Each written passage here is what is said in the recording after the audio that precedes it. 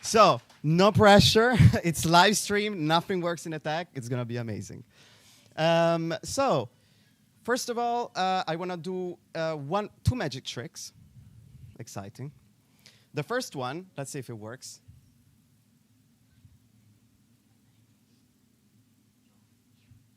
It doesn't. It's not working. Fine.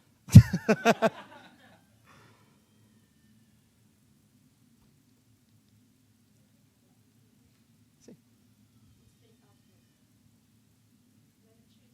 Yes, it's on. Well, we're not going to have a magic trick. Yes, we have. Did you see it?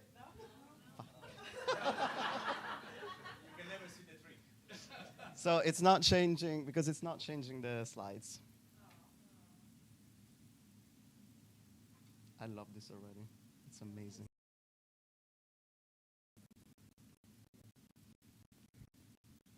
Somebody help, please.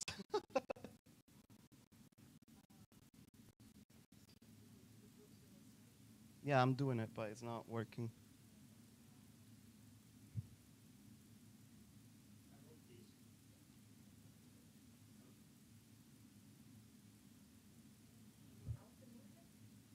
Wait a second, I might have understood what the issue is.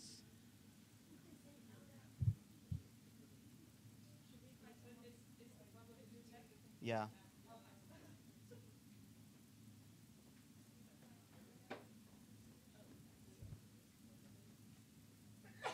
So the problem is that now it's only sharing this slide, and it's not, yeah, it's not moving.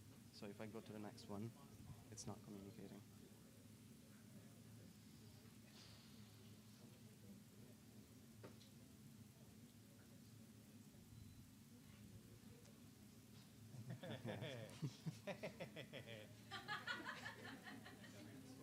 The modern day technology, such a trick.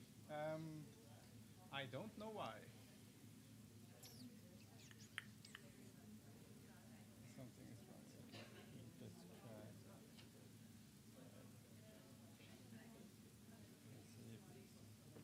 Let's see if I try it now. It's not, we already tried with a different laptop, but it's not.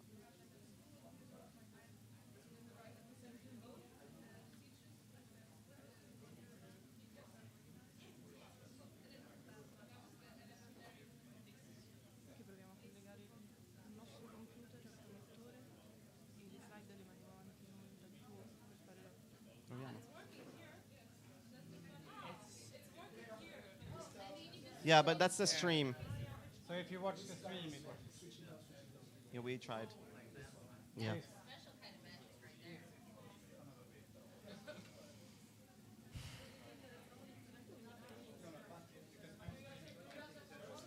It needs to. Okay.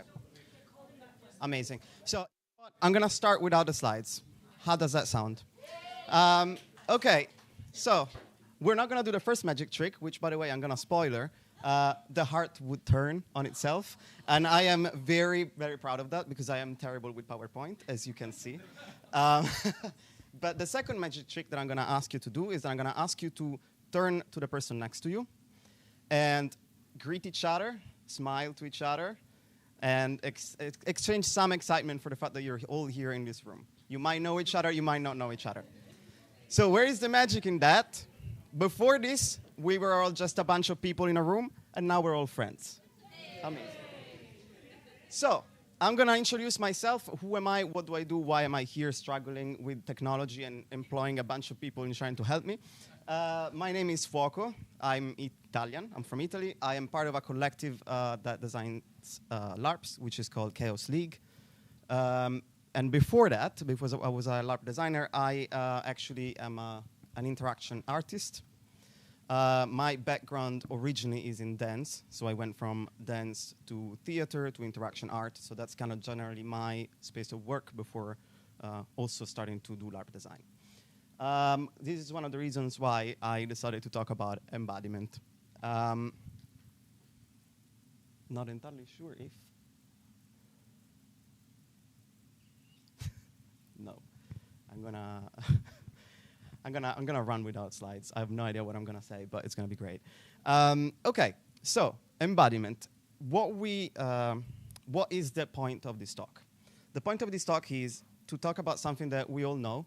So it might sound boring because we all do embodied action, we all do embodied art, and we all do embodied interactive, let's say performances, although they're not exactly, it's not exactly the right term, but we perform for each other in a way that is supposed to be helping us to create meaning. And the objective of this talk is not really talk about, it's not gonna give answers, but the attempt is to start and create some sort of framework or formal understanding of why embodiment is helpful for meaning, for creation of meaning. And it's also a little bit of a provocation, because the idea is that I would like to bring to the room things that maybe we can do better as a general community. So in some cases, I'm gonna have to generalize a little bit. So allow me that, because probably you know somebody in the Larp world that does this and is amazing. You're like, I know a person that does that exactly, and I'm sure they're there. And to a degree, I think we all have done some versions of this. But the idea is that we try and start and think about it in a little bit more of a critical sense. So the beginning of this. Can you put me the next slide, at least here, so at least I am some sort of orientation. Okay, great. So, but I can see. Okay. So we talk about LARP, we don't talk enough about the body. What does that mean? I think, generally speaking, as a community, we have done a lot of great work in trying to frame and create methods and frameworks when it comes to understanding our intellectual experiences as LARPers, and understand what we say, what does that make us think, what does that make us feel, and how we integrate these two things. I talk, and I think, and then I think about what I'm talking about, and then I think about what I thought when I was talking about it. That's kind of a work that we've done brilliantly, I think, as a community. We created a framework for words like bleed. So when does it happen when like my character bleeds into my real person, and how do I manage that? All of that is great and fun and dandy. When it comes to work, when it comes to body work, I think we're still a little bit stuck in what I call the fuck, marry, kill triad. So a lot of our work on body and embodiment is connected to, or at least sort of closes the body into a small sector, which is how do we manage it, and how do we make sure that the way that we use our body for doesn't offend somebody, doesn't hurt somebody. How do we create mechanics so we can fuck, marry, kill each other in a way that is not upsetting anybody? I think we can push it a little bit further. And I think that's the beginning of a work that obviously is not even in the shape of beginning, but my perspective of it is the perspective of somebody that comes from a series of art forms that have done a ton of formalizing movement, and to a degree, frankly, which is a little bit too structured. So we're going to have to find some sort of happy medium in there. But why is meaning important in all of this? Because obviously as LARPers and LARP creators and LARP organizers, we have this golden objective, which is to create meaningful experiences. Meaningful experiences for ourselves, meaningful experiences for the people that we play with, and meaningful experiences for our players as organizers. But what does meaning mean? What is meaningful? So there is a beautiful concept that this, I think, community is very aware of, which is the magic circle, right? The moment you step into the magic circle, the moment you engage with a LARP, you engage with a LARP with the idea that you have a played predisposition, which means I know that I'm going to be participating into something that is not real, but it is real, right? There is a beautiful term that is called keying. Keying, which would have been written on the page, but it's fine, means the summary of it is that our brain is very good at doing that. Our brain is very good at saying, this is something that is real, but it's not. This is my friend Olaf in a monster costume, but this is also a scary monster, and I'm going to react to that as somebody that is scared. My body is in between those two worlds. It's the only part of me that doesn't really know where to stay. Is it real? Is it not real? It's kind of the key to that keying process of being able to hold together multiple kind of formal or conscious states at the same time. Meaning is also not fixed, as in meaning is not something, and this is very specific to LARP. Meaning is not something that the authors write into the LARP, and that's it, and people just absorb it like top down. Meaning in LARP is very much something that flows between people. It flows between people as in I create meaning for somebody, and that person then takes that meaning and brings it back into the design, and that design then takes that meaning and sort of makes it spread around. But again, why is it important to talk about bodies? Because our hardware is how we process stuff. It's how people and things and sounds and noises and emotions in terms of experiences of the world enter inside of our self. And that process is necessary for us to be able to make meaning of something. There is traditionally, I think a lot of the cognitive sciences that were, well, at least some of the sciences that were studying how people process things have been, for a degree of the past couple of centuries, have been informed with this idea that brain and body and mind are separate realms, you know? Intellectually, we live in the mind, and the body is somewhat relegated to just function. Actually, new research shows that that's absolutely not true. A lot of the fundamental understanding of the world goes through what is our biological hardware. And it's not just that it goes through it to get into the brain, but the act of making meaning of what we experience happens in the body first. It's a fundamental part of it. Why is it difficult to talk about bodies? I like to say that our body is the only non-consensual relationship that we have that we kind of have to put up with for the rest of our life. And so that makes it extremely uncomfortable to even open the conversation. Because obviously our bodies are all very different, right? Some people have an easier journey and have a great relationship with their body, and that's amazing. Some people, for a number of reasons which are very valid, have a harder time to get to that state. But nonetheless, it's the only true instrument that we have to not only understand and experience the world, but to process it from a neurological point of view. So, interaction art and the world of art in general has done a lot of work on this topic. And has a lot of, there is takes from that world that are very useful for us, I think, as a LARP community. I would have loved to be able to show it to you, but I know. We're gonna have to imagine it. I'm gonna do my best to describe it for you, okay? Okay, so there is an artist that you might know, some of you might know. She's called Pina Bausch. Yes. Pina Bausch was a German choreographer, and she's done something for dance that is completely revolutionary. Because usually, in the world of dance, choreography was dictating the movements of the dancers. So there was a choreographer and an author that had an idea on how to create meaning, and that choreography was imposed onto the people for them to interpret, right? So Pina Bausch does something that is completely different from that. And Pina Bausch says, what if the choreography comes from the dancers? And I don't teach them the choreography. I have their bodies experience what they already know.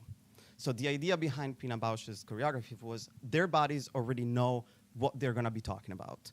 And so she started asking questions, personal questions. What was the last time that you felt fear? What was the last time that you felt isolation? What was the last time that you felt pain? What was the last time that you felt the harrowing horror of your existence? And then those experiences that they enacted informed the choreography. There is a piece that I wanted to show you a couple of images from and a clip called Contact Off, which is very much a piece about, for example, the gender relationships and the power dynamics between gender relationships. And it's very difficult to talk about it unless you see it. But you know, if we'll manage at some point, maybe, or at least you can come to me after, and I'll show you the clip separately. What happens, and I'm going to ask you to try and imagine it. There is two groups of dancers, right? Male-presenting dancers are on one side. Female-presenting dancers are on the other side. And they're wearing regular clothes, just suits, dresses. And the two groups are facing each other, and they have a fight, a physical fight, but they never touch each other. The fight is structured in a way where they're calling each other's body parts, and that body part is hit the moment I call it out. And the person that gets hit on that body part acts it out. And it's incredibly effective when you see it from the outside. There is absolutely no physical touch.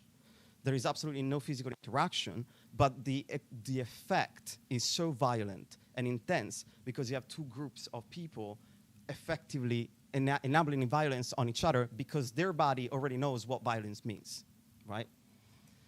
And there is another beautiful piece from the same choreography where, and I would have showed you a picture of that, not the clip, because the clip, I think, for a large audience can be a little bit triggering. So I'm not going to show the whole clip. If somebody's interested, please come and get me because I have this stuff. The reason why it can be triggering is because it's extremely powerful in transmitting something, although no actual violence actually happens. In the second image, there is a dancer who is surrounded by a group of other dancers, and they all touch her. It's never a violent touch. It's always a tiny touch. It's like something like flicking her nose, touching her hair, pushing a shoulder. But the way they do it, first of all, she's sort of passive in it, and the rest of the group does it consistently. There is a rhythm, there is a pacing, a rhythm that is increasing the whole time.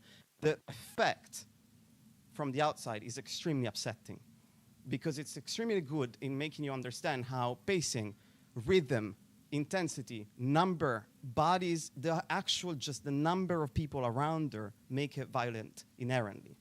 Because we all have experienced that. There is a degree in which all our bodies have experienced the feeling of feeling very powerless in the middle of a group. So where does that take us? That takes us in a place where the moment we start understanding this relationship, the moment we start designing with a little bit more consciousness of what is actually happening when you activate certain elements. There are some LARPs that do this. One of the things that I wanted to cite is a chamber LARP that is called Desaparecidas. In this LARP, it's a LARP about the Argentinian regime under the junta. And in these LARPs, half of the players are going to be playing people in a concentration camp, and half the players, the people that they left home and they had to, separate, and they don't know what happened to each other. The LARP is complete nonverbal.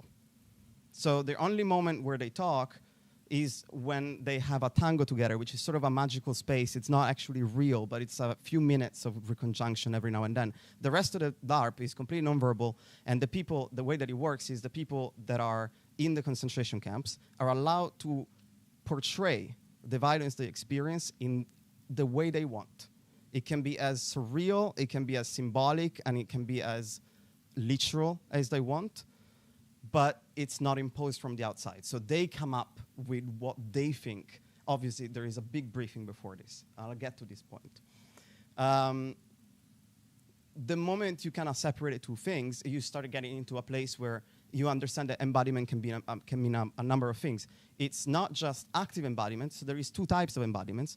One is the passive embodiment, which is the designers put me in situations that are embodied situations that can be designed on. So the lighting in a room, the music in a room, the sound, the temperature, the spacing of the bodies within the room. There is something called physical stage and performance stage. I don't need to use my entire space. I can choose to use a certain amount of my stage or my physical space. If I cram all of the people in this one corner and the rest of the stage is empty, those people are going to feel something completely different that they would if I just spread them around the space and they have full liberty in how they move and surround themselves. There is something that we can do as designers also in removing certain senses. Some of you might have played Eclipse. there is a whole section of that game that is designed around this idea, which is the explorers in Eclipse, which is I've been an explorer for like all of the runs, like I know them very well. In Eclipse, the people that are exploring this alien planet, which is actually the woods in Poland, they go out and they have a few rules, and these rules are they cannot speak, they're not allowed to use verbal language. And one of their senses is removed entirely because they have headphones. There are noise-canceling headphones. And there is a soundtrack. In this soundtrack, stuff happens. We had to come up with a verbal signal, a verbal language that they use with each other, like a non-verbal language that they use with each other. They came up with their own symbols and signals to communicate with each other. And that meant that they had to engage their bodies consistently because they had to come up with other ways of interacting. Now, this is completely, it's not, I don't have research on this, but after running 7 runs, one thing that we saw consistently was the explorers as players tend to bond a lot quicker than other groups because the whole time they were playing with each other's bodies. They had a feeling of closeness and a feeling of a shared language that had nothing to do with verbal or thoughts. It was just experience together. And so this brings me to the last point, because I think I'm running a little bit late because of the problems that we had. We have to start designing not only LARPs with embodiment in mind, and with embodiment, I don't mean how do we create mechanics for sex, how do we create mechanics for violence so people don't hurt each other. All of that is absolutely necessary. I'm not saying that it's not. But for example, one thing that I would love to see is to start thinking about workshops where, because we can't, people don't naturally, it's not like I expect people to come in and know how to do this. But then that's what workshops are for. So why don't we start having embodied workshops? We can start creating a language that we can share with each other, exactly as we did with all of the kind of more intellectual aspects of this hobby, of this great form of art, where we can start building trust in each other's bodies and between players. We can start building trust in our bodies and how we experience things. Same goes for debriefings. Debriefings tend to be very verbal at the moment. And most of the times, they kind of sort of focus on talking to each other and how things went. But because the body and the embodied aspect of our reality is so fundamental for us to be able to create meaning, to be in that space and that sort of processing space that involves our body that much, then the briefings need to be more embodied as well as a consequence of that, if we want that process to begin in a constructive way. So I think the whole point of this talk was how can we start creating embodiment with a little bit more trust, freedom, craft, and trust with each other. Thank you very much. I am very sorry that I couldn't show you the clips, and probably I left out some stuff because I had to sort of improvise this entire thing. I hope it was good enough, and I hope that we have a couple of minutes maybe to have a few, 10 minutes. Awesome. Could you put your slide, oh, sorry. Would you be willing to put your slides up on the Discord? Yes, absolutely. Okay, that would be awesome. Yeah.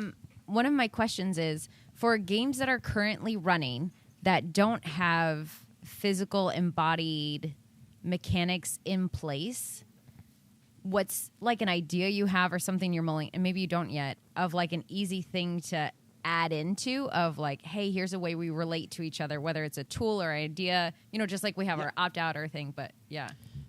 So I think for games that are running at the moment, I think I'm going to talk about passive embodiment a little bit because I think it's the quickest thing that a designer can do.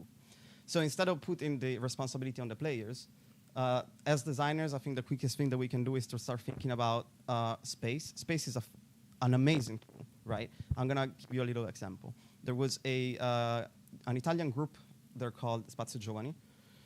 They made a LARP for kids in schools, and idea was that they started the kids in schools. They wanted to put them through a fictional authoritarian regime, in which half of the kids would have been on the authoritarian side, and the other half of the kids would have been in somewhat to a certain degree the minority, right, the enslaved class. But they also didn't want people, especially kids, to enable violence in a very explicit way to each other. So what they did, and I thought it was very smart, they had let's say the authoritarian regime part. At 5 p.m. they had tea, whereas the kids in the other group at 5 p.m. they had to clean the classroom, right? But they spaced it in a way where the kids that were cleaning the classroom were able to see the other kids having tea. So there was no real interaction. Like, they didn't have the two groups physically interact with each other, but they had the two groups, they had the space, and the bodies in those space tell the story of power dynamics for them, and it clicked immediately. So before that, the kids were sort of like, I don't understand what's happening. I mean, I understand, but like, I'm not. But the moment they saw their peers having tea while they were cleaning the classroom, that was when kind of class consciousness clicked. Because they're like, I want to have tea and biscuits, you know, I don't want to be like doing something boring. But then that enhanced the game for them and kind of like skyrocketed their experience in understanding what it means to be experiencing something. So stuff like that is easy to do, and it's safe to do because it doesn't involve people putting their hands on each other. Removing senses, it's a quick way of engaging the body because you're forcing your brain to rely on senses that you don't normally rely on. So you're forcing your brains to create new pathways effectively to interpret what's happening. So yeah, that would be the quickest thing that I can suggest. Yes. To add on that, in Violetas, that was played in Spain 2-3 years ago, I think. It was set in a Franco concentration camp for the miscreants.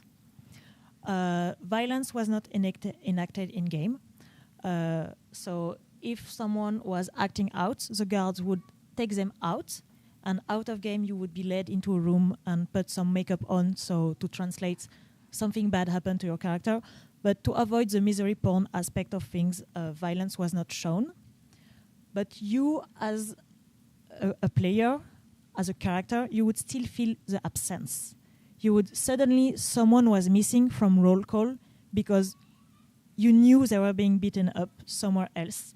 And this absence was also a very effective use of space. That's to add to the thing.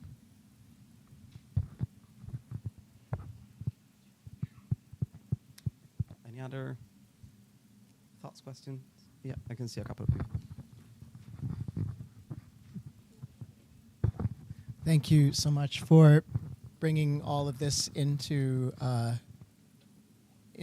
our discourse. How do you imagine, like, do you have ideas for how to start working kinesthetically embodied way? If you're a dancer or somebody else is like a stage performer, then we know over hours and hours and hours and hours of practice that our body knows things, and we learn how to listen to it. And it's not really that easy to learn how to do it without a physical practice. So if you're somebody who is a LARPer who does not have a physical practice, but is interested in becoming more embodied, also kind of, this is a two-part question, also marrying that with the fact that there are many people in the scene who have very tricky relationships with their bodies, and perhaps working solo to work with your own embodiment is hard. You want maybe peers in that as well. Do you have any ways of thinking about that or getting into that as somebody who wants to start but doesn't have a group of people or a practice? Yes, great question, actually. Thank you very much. As I said, I don't think there is a panacea. Like, there is not a magic pill that I throw into the room and then that's, it's going to be fixed. It's not going to work that way. I think it's going to be two things. It's going to be a cultural work, the same way that we did brilliantly for kind of more the more intellectual aspect of LARP. But there is things that people can start doing if they want to try. It doesn't require any training whatsoever because the training itself is using the body, right?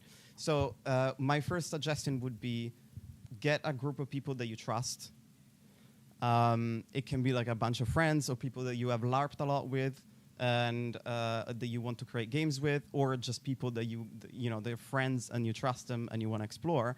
And there are some very easy exercises that you can do, and some of them are very simple. Again, playful disposition, right? You enter in a room, and it's not about looking good or being elegant in doing things. It's about creating a shared language. So one exercise that I suggest for people is pressure work, which is very simple. You put a part of your body on somebody else. It can be just leaning with a shoulder and putting some pressure on each other. And then you start moving in the space without breaking that connection. And then you can, with each other, understand when do you want to have more physical contact, less physical contact, and you just start learning how to read the language, the body language of the person that you're working with. The second one is to use their body to create stuff. We actually did this one in a workshop this morning before a LARP that we ran. It's super simple. It's very playful. Group of people, and you tell them, hey, now look around. This is the group of bodies that you work with. I'm going to say a word, and you're going to have to create the shape of that word using that your bodies. So elephant. All of you make an elephant. Blue. Red. And you can be more or less, sort of abstract in doing that, and you can push those boundaries. And it's a very quick way to get a group of people that maybe were a little bit awkward about touching each other. Suddenly they have to do, because they have to work, they have to obtain something by using those hand bodies that they're a little bit awkward using. It's usually very effective. But these are simple ideas, but I think it's not, again, I don't think there is a, today we are not doing it and tomorrow we're doing it amazingly, and it's gonna be a double work of understanding that we already are doing it. Most of the times, these things are already part, like LARP is the most embodied art form ever. Like it was born as embodied, so we're already doing it. It's just a matter of understanding there is things that we can, this tool, we can use it more than what we currently are using it in a more imaginative way. Because when you move away from literal, then you enter into the world of wonder, right? And magic. And I think that's where we want to head as a collective group of people. I think there was, yeah. Oh my, a microphone, and it's not even on. Oh, it is, but I'm curious because we're all living different lives, we're all from different cultures, and therefore we have different embodied experiences and experiences of space. And so, how do we go about that in a way that's meaningful when designing? Because what I might find painful or joyful might not be the same thing that you do. So how do we take that into account? I actually think embodiment helps immensely with bridging cultures, because there is this thing, LARP is very based on talking at the moment, which is great. We love talking to each other. But it also relies on a few elements. One is not everybody speaks English at the same level. Also, not everybody is eloquent to the same level in their own language. And not everybody understands and processes information in the same way. For some people, verbal information is difficult to process, right? So, but everybody has a body, and everybody has experienced things on their body. Everybody knows what fear means, right? You have been scared. It doesn't matter that you were scared of, a big, bad monster or something else. Everybody has experienced fear. So we understand if I am acting scared, it doesn't matter where I come from, you understand that I'm scared. And when we start using it as a tool, people, so one thing, going back to the explorers, they had emergencies in the woods. They were completely fake. Nothing was coming at them. There has not been once, this is a bit of a spoiler, but like nothing, there weren't people coming after them in costumes, but they still had emergencies that they reacted to because they were called in their headphones. And they had to produce that for each other. So if the emergency was hitting, they were acting scared, they were acting hurt, and they had to intervene without speaking. So the beauty of body is that the moment that we all have it, so we have a shared tool of understanding the world and its phenomenon, but also we can use it to create languages that are new. Because the moment you start creating like an embodied language with a group of people, that's your language. And it doesn't matter where those people come from, and it doesn't matter what happened, to them in detail or what culture they come from. That is a shared language that they now have and possess and can build on and sort of reinforce. So I think actually can be a great tool for bridging cultural gaps to a degree. Obviously, some cultures have an easier time with touch and embodiment than others because it's very culturally related. But the moment you have a task to create a shared, common embodied language, then it doesn't really matter to a degree. It matters in the substrate of who we are as people, but it can actually help. I mean, that's my position and my theory.